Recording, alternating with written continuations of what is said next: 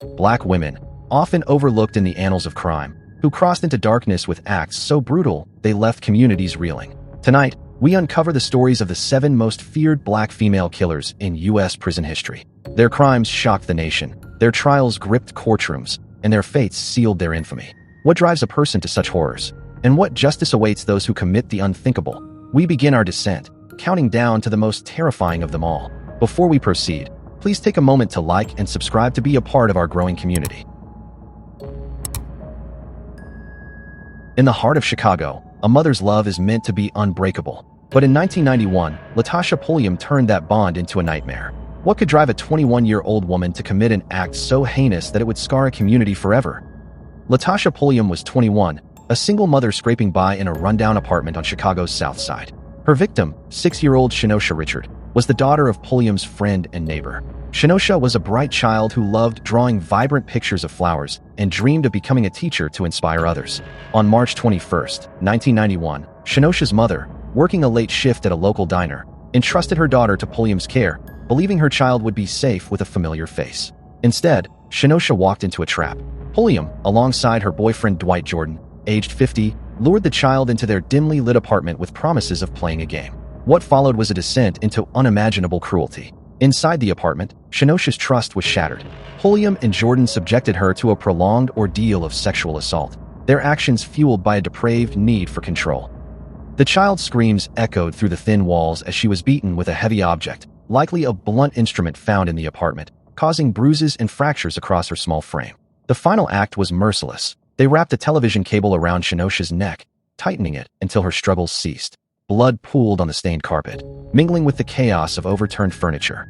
Her lifeless body was callously stuffed into a black garbage bag, tied shut, and discarded in a rusted trash bin behind the building. Days later, sanitation workers uncovered the horrific scene, finding Shenosha's body alongside her single, tiny shoe, abandoned in the corner of the apartment. The crime scene told a story of desperation and resistance, with signs of a struggle, scratched walls, and broken toys, testifying to Shenosha's fight for her life. What drove Pulliam to such cruelty? Court records suggest a toxic mix of resentment toward Shenosha's mother, whose stable job and brighter prospects may have sparked envy, and a deeper, unaddressed rage within Pulliam's chaotic life. Her relationship with Jordan, marked by manipulation and violence, amplified her descent into darkness, but evidence pointed to her as the orchestrator, not a mere follower. When Shenosha's mother reported her missing, police zeroed in on Pulliam, whose nervous demeanor and inconsistent story raised suspicions. A neighbor's chilling account of hearing a child's cries from Pulliam's apartment that night tightened the net. Forensic evidence was undeniable. Traces of Shenosha's blood stained Pulliam's clothing, and fibers from the garbage bag matched those found in her apartment. Pulliam claimed Shenosha had run away, but Jordan, crumbling under interrogation, confessed to the murder and implicated Pulliam as the mastermind. The motive remained murky. A blend of jealousy, desperation, and a need to dominate her fractured world. The evidence painted a portrait of calculated brutality that Pulliam couldn't escape. In 1994, Latasha Pulliam stood trial for first-degree murder and sexual assault. Prosecutors portrayed her as a predator who betrayed a child's trust, detailing the gruesome injuries, broken ribs, ligature marks, and evidence of prolonged assault that Shenosha endured. The defense argued she was coerced by her abusive boyfriend, painting her as a victim of circumstance, but the jury saw through the claim. After a swift deliberation, Pulliam was convicted. The judge sentenced her to death, a rare punishment for a woman in Illinois. Appeals followed, citing mental illness and coercion, but the courts upheld the verdict. In 2003, when Illinois abolished the death penalty, Pulliam's sentence was commuted to life without parole. She would never taste freedom again, but did that truly balance the scales for Shenosha's stolen life? Had her death sentence been carried out, Pulliam would have faced Illinois' lethal injection protocol. Strapped to a gurney, needles would have pierced her veins, delivering sodium thiopental to render her unconscious, pancuronium bromide to paralyze her muscles, and potassium chloride to stop her heart. Within minutes, her life would have ended, a clinical end to a brutal crime. Instead, she remains confined at Logan Correctional Center, her existence a quiet echo of the chaos she unleashed. Now 55, Latasha Pulliam has never shown remorse. At her sentencing, she offered no words, her silence as chilling as her actions. Shenosha's mother, clutching her daughter's colorful drawings, told reporters, "My baby deserved better. She was my world." The community mourned a child whose dreams were discarded like trash. But can a life behind bars ever atone for such a loss? In the summer of 1984, a wave of terror swept the Midwest. Deborah Brown, a 21-year-old drifter, became half of a deadly duo that left bodies in their wake. But how does a young woman become entangled in a killing spree that horrified a nation? Deborah Brown was 21, a transient with a history of petty theft and a nomadic existence, when she fell under the spell of Alton Coleman, a charismatic but sadistic predator. Together, they unleashed a 50-day reign of terror across Illinois, Indiana, and Ohio in 1984. Their victims were chosen with chilling randomness: men, women, and children, united only by their vulnerability. Among their most horrific crimes was the murder of 9-year-old Vernita Wheat in Kenosha, Wisconsin. Vernita, a joyful girl who sang in her church choir and loved her family's Sunday dinners, was abducted from her home on May 29, 1984. Brown and Coleman, posing as friendly strangers, lured her with promises of candy and a trip to the park.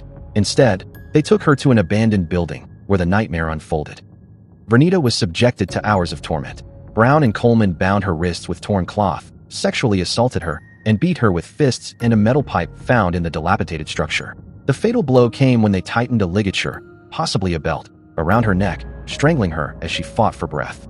Her body, bruised and broken, was left crumpled on the dusty floor, her choir ribbon still tucked in her pocket.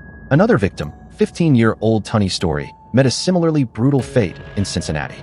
Kidnapped from her neighborhood, Tunny was sexually assaulted, beaten with a brick, and shot in the head with a stolen handgun. Her body was discarded in an alley, partially covered by debris, her schoolbooks scattered nearby. The spree claimed at least 8 lives, each murder marked by escalating savagery. Victims were strangled, stabbed, or shot, often after prolonged torture. Brown was no passive participant. She actively lured victims, held them down during assaults, and, in some cases, delivered fatal blows, driven by loyalty to Coleman and a growing thirst for control. The investigation became a multi-state manhunt. Police linked the crimes through consistent patterns: ligature marks, sexual assaults, and stolen personal items found at crime scenes. A citizen's tip, recognizing Brown and Coleman from wanted posters, led to their arrest in Evanston, Illinois, on July 20, 1984. Brown's fingerprints were found on Vernita's clothing, and stolen jewelry from Tunny's purse was recovered from Brown's possession. In interrogation, she claimed Coleman forced her participation, but witnesses described her as an eager accomplice, laughing during abductions and taunting victims. The evidence was overwhelming. Brown was not a victim, but a killer in her own right. In 1985, Deborah Brown faced trial in Ohio for multiple counts of murder, rape, and kidnapping. Prosecutors highlighted her active role in luring victims, detailing how she used her unassuming presence to gain trust before unleashing violence. The defense argued she suffered from battered woman syndrome, manipulated by Coleman's dominance, but the jury rejected this, convicting her on 7 murder counts. She received death sentences in Ohio and Indiana, a rare dual-state penalty. Appeals cited her alleged mental disability, and in 1991, Indiana commuted her sentence to life without parole. Ohio, however, upheld the death penalty. Now 62, Brown remains on death row at the Ohio Reformatory for Women, her execution delayed by ongoing appeals. If executed, Brown would face Ohio's lethal injection protocol. Strapped to a gurney, she would receive pentobarbital through and 4, her breathing slowing, her heart stopping within 10 to 15 minutes. The process is clinical, a stark contrast to the chaos of her crimes. For now, she waits, her fate uncertain. At her sentencing, Brown said only, "I'm sorry for what happened, but I was not myself." Vernita's mother, clutching a photo of her daughter in her choir robe, wept in court, her grief a testament to a life stolen. The families of Brown's victims still seek closure, haunted by the question, can justice ever heal such wounds? In the late 1990s, a retired schoolteacher's home became a house of horrors. Kimberly McCarthy, a woman battling addiction, turned to murder in a quest for drug money. But how far would her desperation drive her? Kimberly McCarthy was 36 in 1997, a former nursing home worker and mother in Dallas, Texas, whose life had spiraled into crack cocaine addiction. Her victim, 71-year-old Dorothy Booth, was a retired college professor and widow, known for her kindness and community involvement. Booth had taught psychology, loved gardening, and often helped neighbors, including McCarthy, whom she knew casually. On July 21, 1997, McCarthy visited Booth's home under the pretense of borrowing sugar. Once inside, she unleashed a savage attack. Booth was beaten with a candelabra, stabbed multiple times with a butcher knife, and had her ring finger severed to steal a diamond ring. The crime scene was gruesome. Blood pooled on the floor, furniture overturned, and Booth's body left in a state of horrific disarray. McCarthy used Booth's credit cards to buy drugs and later pawned the stolen ring. She was also linked to the murders of 2 other elderly women, Maggie Harding and Jetty Lucas, in 1988, though only Booth's case led to a death sentence. Her motive? A desperate need to fuel her addiction, no matter the cost. The investigation began when Booth's neighbors reported her missing. Police found her body in her home, the scene revealing a frenzied attack. A pawn shop receipt led to McCarthy, who had sold Booth's ring. Her fingerprints were found on the candelabra, and blood on her clothing matched Booth's. Surveillance footage from stores showed McCarthy using the victim's credit cards hours after the murder. When arrested, she initially denied involvement but later admitted to the killing, claiming it was an impulsive act driven by her addiction. The evidence, however, suggested premeditation. McCarthy had targeted Booth, knowing her wealth and vulnerability. But could addiction alone explain such brutality? In 1998, Kimberly McCarthy stood trial for capital murder.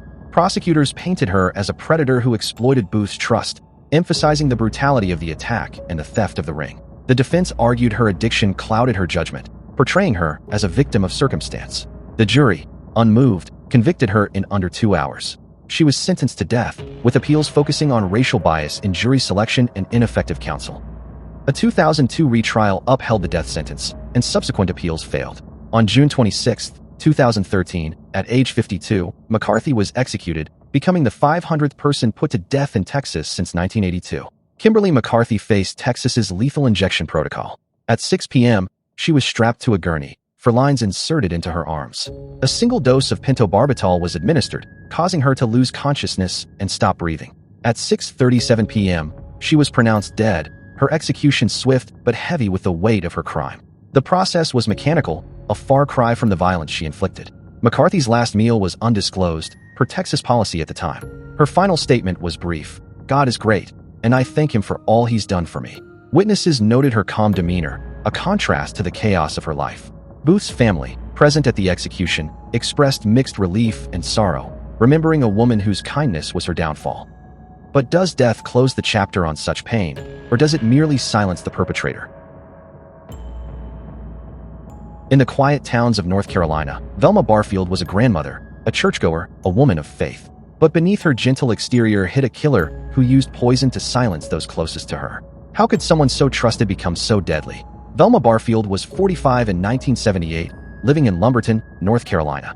A widow and mother, she battled an addiction to prescription pills, a shadow cast by a troubled childhood and abusive relationships. Her victims included her fiancé, Roland Stewart Taylor, a 56-year-old farmer beloved for his generosity, her mother, Lillian Bullard, and two elderly people she cared for, Dolly Edwards and John Henry Lee. Between 1974 and 1978, Barfield poisoned 4 victims with arsenic-based rat killer, slipping it into their food or drinks.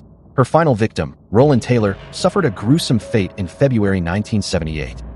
After drinking poisoned tea, he endured days of vomiting, diarrhea, and excruciating pain, dying in a hospital bed while Barfield posed as the grieving partner. The crime scenes were deceptively simple: a glass of tea, a bowl of stew, each laced with a silent killer. Barfield's motive was financial, forging checks and collecting insurance to fuel her addiction.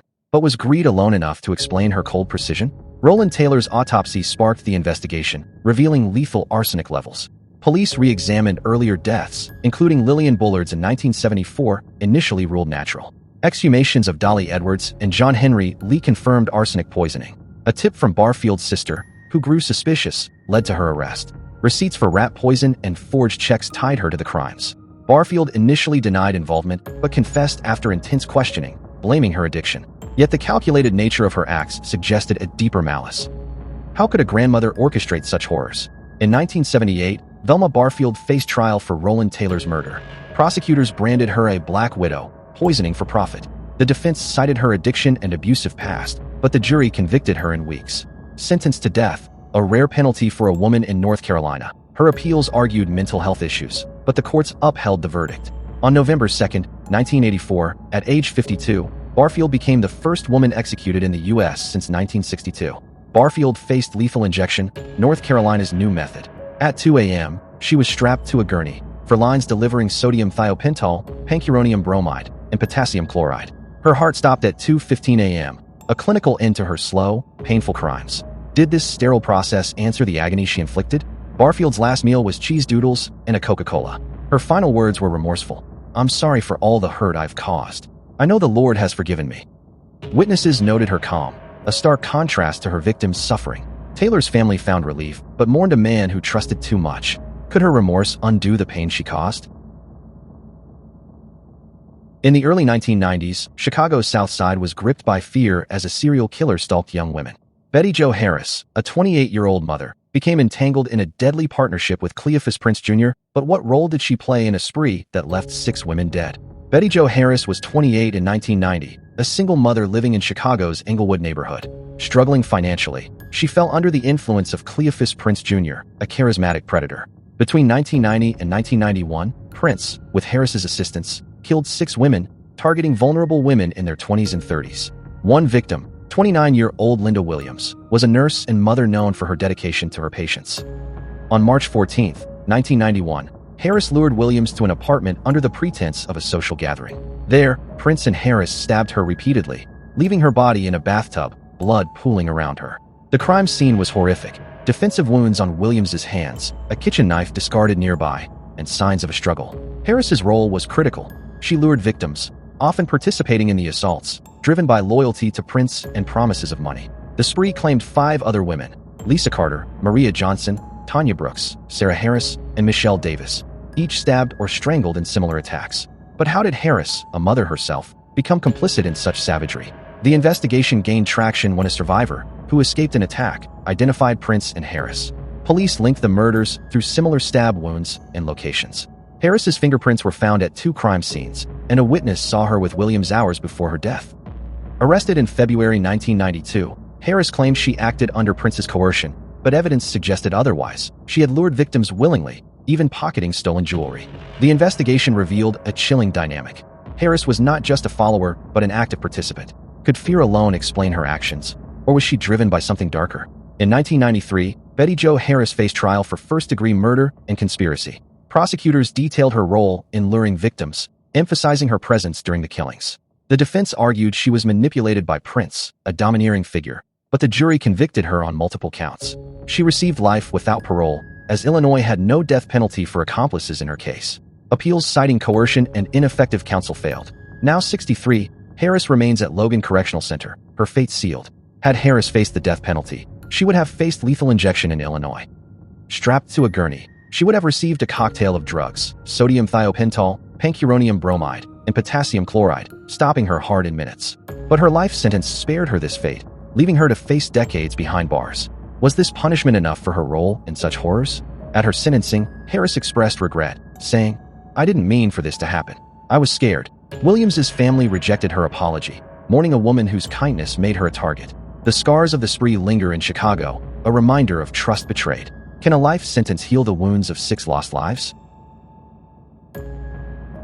In the gang-ridden streets of Los Angeles, Tameca Lewis was a rising figure in a violent world.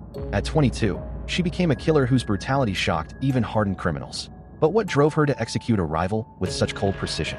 Tameca Lewis was 22 in 1995, a member of the Rollin' 60s Crips in South Central Los Angeles.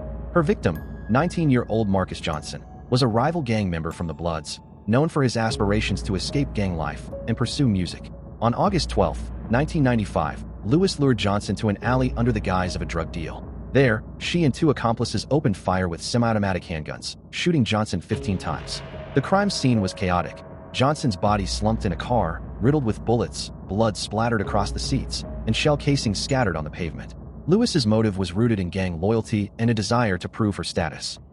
She reportedly bragged about the killing, cementing her reputation. Johnson, who had been mentoring younger kids to avoid gangs, became another casualty of a cycle of violence. But what pushed Lewis to such a ruthless act? The investigation began with a tip from a gang informant who overheard Lewis boasting about the murder. Ballistic evidence linked the bullets to a gun found in her apartment, and surveillance footage from a nearby store showed her near the scene.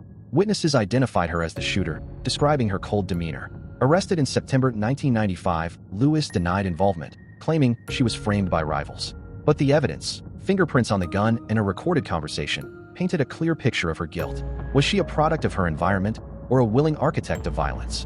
In 1996, Tameca Lewis faced trial for first-degree murder.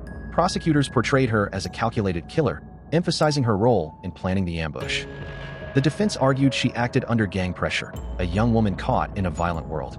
The jury convicted her in days, sentencing her to life without parole, as California reserved the death penalty for more extensive crimes.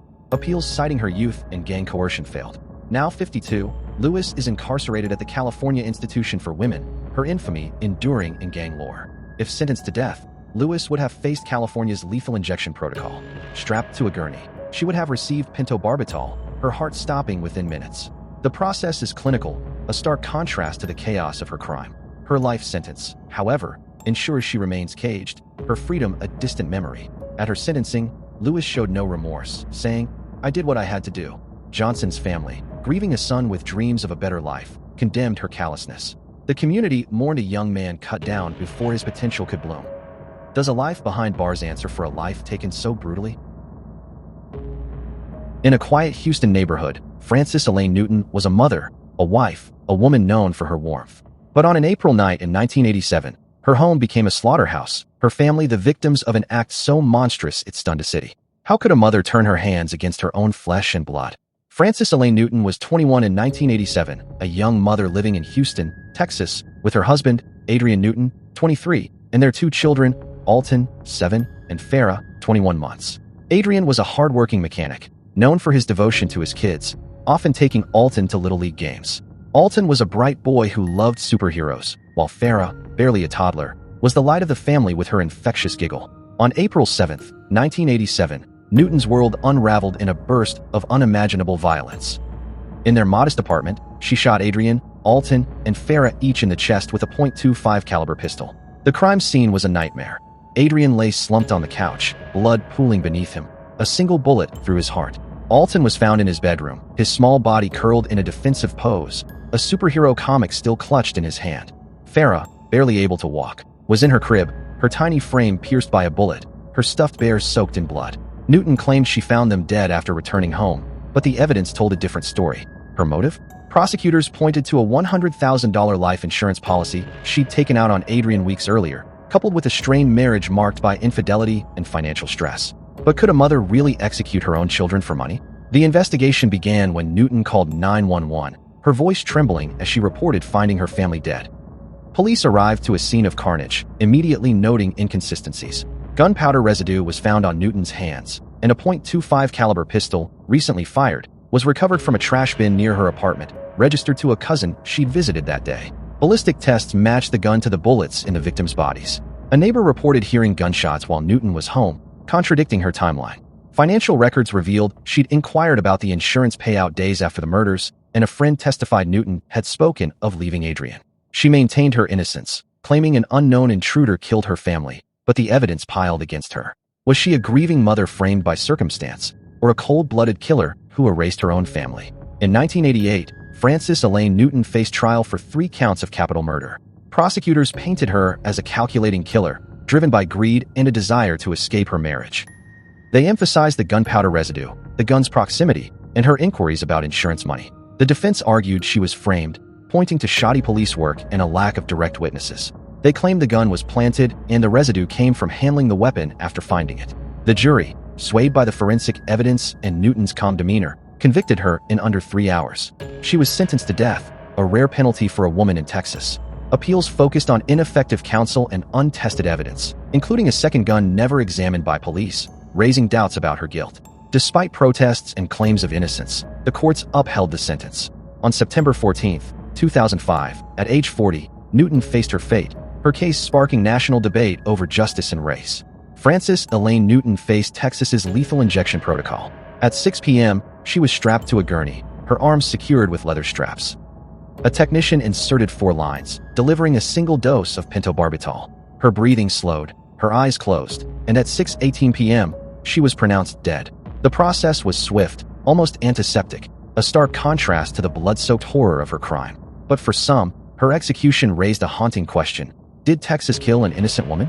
Newton's last meal was declined. She chose to fast, praying instead. Her final statement was resolute. "I know I'm innocent. I did not kill my family. I hope the truth comes out."